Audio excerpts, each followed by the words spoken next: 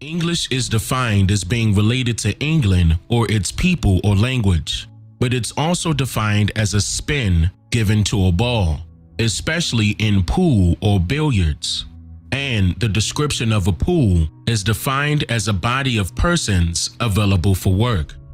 So it wouldn't be hard for one to imagine that these same persons available for work are being pooled together to accumulate a fund of money for someone else's disposal, which is also the definition of a pool, a fund of money that will continuously be paid to those who successfully trick an entire group of people out of their own inheritance. And by the way, this is similar to sports betting. The race, it seems, was a race to see how efficiently one can put a spin to the great presumptuousness of a group of people who are deemed to have an exaggerated sense of importance. You teach them English or their form of English. English is a bridge language that uses all of the wrong words of a particular language, because English does not define a particular people or its language, as English has several dialects, meaning that each group of people can have their own English. There's British English, American English, Caribbean English, Indian English for speakers of English in the East Indies, China English, and the list goes on. But the particular type of English which is spoken by many so-called African Americans in the United States is called African American Vernacular English, formerly Black English Vernacular. According to Britannica, African American English is a language variety that has also been defined at different times in dialectology and literary studies as Black English, Black dialect, and Negro non-standard English. Since the late 1980s, the term has been used ambiguously, sometimes with reference to only Ebonics, or, as it is known to linguists, African American Vernacular English, and sometimes with reference to both Ebonics and Gullah, the Creole spoken by African Americans in coastal areas of South Carolina and Georgia, and on the offshore sea islands. In the 20th century, much of the scholarship of AAE revolved around questions on how extensively it was influenced by African languages and whether it is in fact an English dialect, an archaic survival of the colonial English spoken by indentured servants on the plantations of the North American Southeast, or a descendant of the 17th century West African Pidgin language." End quote. It also goes on to say that there is a possibility that a form of decreolization has taken place within the language spoken in this part of America, as decreolization is the process by which a vernacular loses its basilectal or Creole features under the influence of the language from which it inherited most of its vocabulary. The basilect is the variety that is the most divergent from the local standard speech. The consensus among linguists is that Ebonics is an American English dialect, differing from other dialects primarily in the higher statistical frequency of non-standard features, such as the merger of hasn't, haven't, and isn't, aren't, even didn't, don't, in the case of Ebonics, in the form ain't, and the omission of copula in constructions such as Jesse very tall, Jesse's very tall. The latter features makes Ebonics typologically closer to Gullah and Caribbean English Creoles. It has therefore been interpreted by some linguists as evidence that Ebonics must have Creole origins. No consensus has been reached on the issue. End quote. Now, I think it is important to note here that the American English spoken in the southeastern parts of America, with the different inflections of tone and tongue, and also pertaining to words spoken, has confused many linguists that have chosen to not acknowledge the American Indian contribution to the language. And instead of stating it as such, they have chosen to group the title of Ebonics to the people for their language. when in America, Ebonics isn't held by the Niji as their official language. It is a slang derivative of certain words already spoken.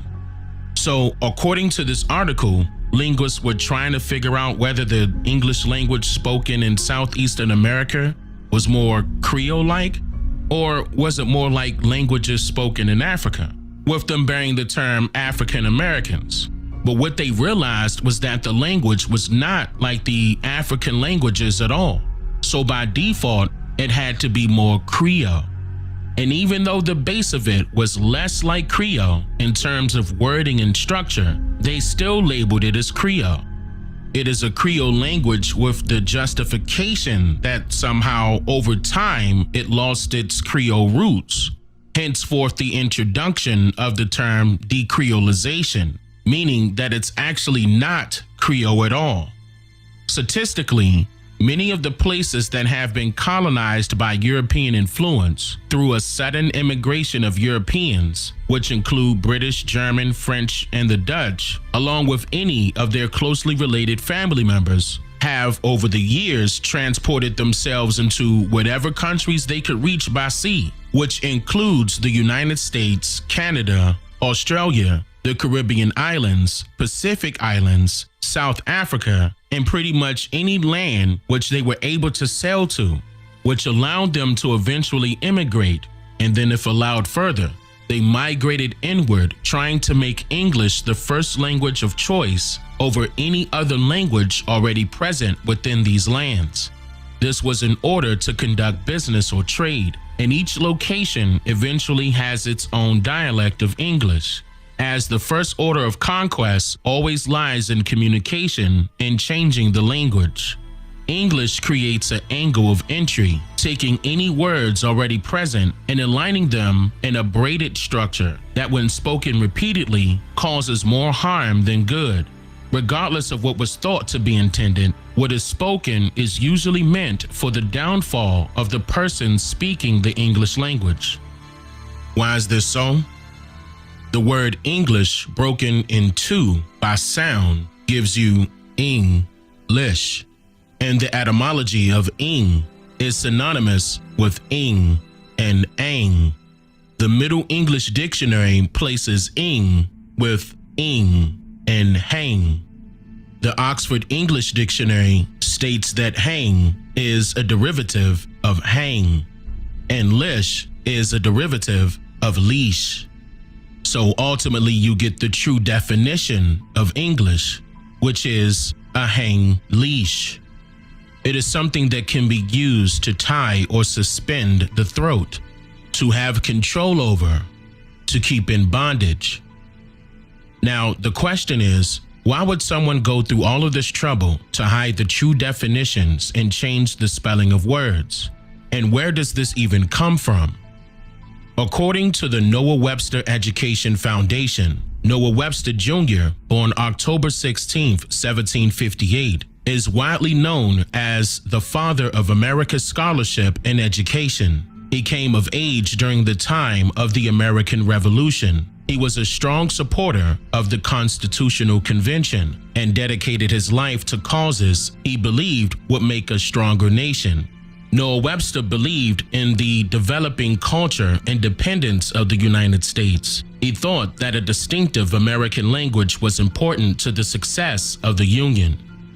His first effort to help with the unifying language was a compendious dictionary of the English language, the first truly American dictionary, which he published in 1806. He then expanded that effort by learning 26 different languages, reflecting the languages of ethnic communities found in the United States. And in 1828, he published an American dictionary of the English language. Did you hear that? It said that he then expanded that effort by learning 26 different languages, reflecting the languages of ethnic communities found in the United States. Who do you think they're referring to here? It continues on by saying, in addition to helping shape the language usage of early Americans, right after that, Noah Webster was an education reformer and the author of several textbooks, He believed in the importance that citizens in the various states would have the opportunity to learn and acquire a similar knowledge base, creating a competitive advantage for all. End quote. Keep in mind that Noah Webster was executing all of his works during the time where citizenship was not available to the needy. So it is critical to grasp exactly what is meant here in regard to Noah Webster wanting the citizens in various states to have a competitive advantage.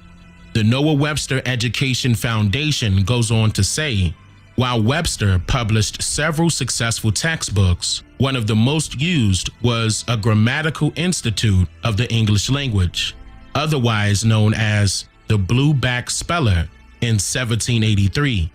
It became the staple for teaching children for well over a century and was central to the education of several generations of early Americans. Benjamin Franklin reportedly taught his granddaughter to read, spell, and pronounce words using Old Blueback. This work by Webster is credited with helping to build the most literate nation in the history of the West. Webster's focus on education emphasized the fundamental pillars of learning and knowledge. In time, those pillars became widely known as the 3 R's: reading, writing, and arithmetic, now known as reading, writing, and arithmetic. The common understanding was that students who grasped these basic disciplines well would have the tools they needed to learn everything else required for their success in life. End quote. Noah Webster made now known as reading, writing, and arithmetic. The common understanding was that students who grasped these basic disciplines well would have the tools they needed to learn everything else required for their success in life. End quote. Noah Webster made multiple decisions detailing which words should be used in everyday language, all the way down to pinpointing exactly how they should be spelled. Why was spelling so important to the extent that many words that were around before Noah Webster's books, words well known by adults already, were decidedly changed? This gives power to the creator of such a thing, especially when dealing with children, as he advocated for a national language to be taught in schools, which would allow certain words to be used over others. Yeah, see, it is my hope that many people will comprehend the seriousness of such a matter. In fact, here's an example of how improper wording may cause detriment. In the final sentence quoted by the Noah Webster Education Foundation, it says, quote, "The common understanding was that students who grasped these basic disciplines well would have the tools they needed to learn anything else required for their success in life." Why was the word learn taught to be used when describing a way to gain knowledge versus the term apprendre, as in apprentice? The French term for learning is apprendre.